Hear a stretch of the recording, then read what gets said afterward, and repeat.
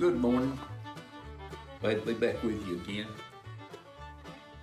This story was told to me years ago to prove, more or less to prove a point. Something that we do as a custom, and we all have customs. We may not call it that, but we do. We have things that we do out of habit. This is the way we do it, and oftentimes we think that's the only way to do it. Sometimes our customs can be strange to other people, just like theirs are strange to us. A lot of times I see people doing things that I don't understand, and I'm sure I do things that they don't understand. My dad told me this story. He was there for part of it, but down below Birmingham, Alabama, is a town called Bessemer.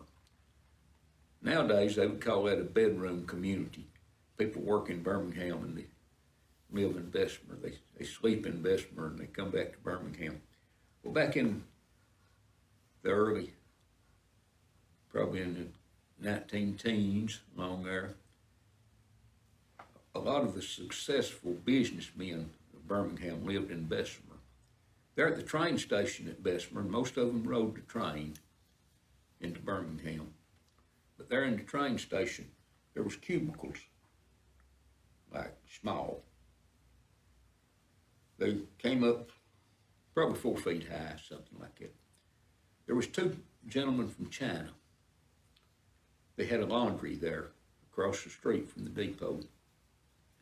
But they would set up in the depot every morning. These men came, and they had a boy that worked for them that would shine your shoes. But you would step into one of these cubicles and you could slip out of your pants. You could take your shoes off and leave them with a young man that was shining your shoes.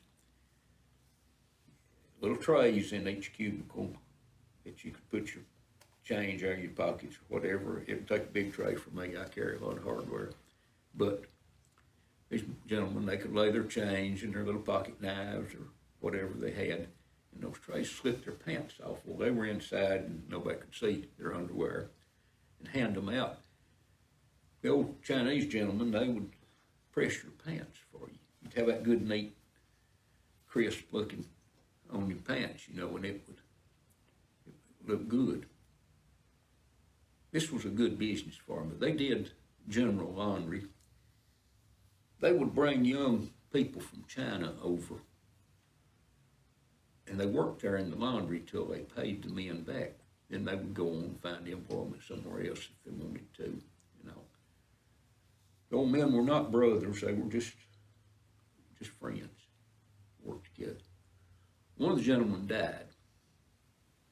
The other gentleman was going to bury him in the city cemetery there at Bessemer. Well, people were funny about things back then, and they know we're not going to have any foreign people buried in our cemetery.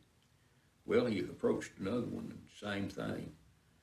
Down at Bucksville, this is where my daddy's folks buried, the McCords and the Chessers and the Scurlocks and the Baileys and the Houghtons and the Parsonses. And all those people were related to my dad one way or another. And this is where they buried, at Bucksville. They told him that he could bury his friend there, but not down here in the park where everybody's buried, up near the fence. They marked him off a spot. Now you bury him up here. I guess they didn't want him to pollute all the other good people or something. The next Decoration Day after that, they had come out, all the McCords and Baileys and Houghtons and Scurlocks and Chessers and all of them had come out and was cleaning off the graves, and the ladies had brought baskets of flowers and they were putting flowers on the graves and all. The old Chinaman came. He came walking up through the cemetery, and he was carrying a brown paper sack here, kind of in the crook of his arm. In this sack is rice, uncooked rice, just raw rice. He goes up to his friend's grave and he begins to scatter the rice over the grave. Well, Daddy's kinfolks, they were looking up there. Sam Chester was Daddy's uncle. He was a very rough sort of man, kind of a bully. He said, "What's that old fool doing up there?" "Well, I don't know. He's scattering something up there. It looks like it might be rice." Somebody else wondering what he's going to do. And Sam Chester said, "I'll go up there and ask him." They said, "He may not tell you. I'll cut his ears off if you don't. He can carry them home in his hip pocket." Sam was a very rough sort of man. So he goes up there with no respect at all. He walks up, "Hey, you old fool, what are you doing?" "Put rice on my friend's grave." "When you think your friend's going to come up and eat that rice?" "The same day your friend comes up and smells those flowers." So when you see somebody doing something that looks strange to you, remember, you look just as strange to them. And that's my story of the old Chinaman.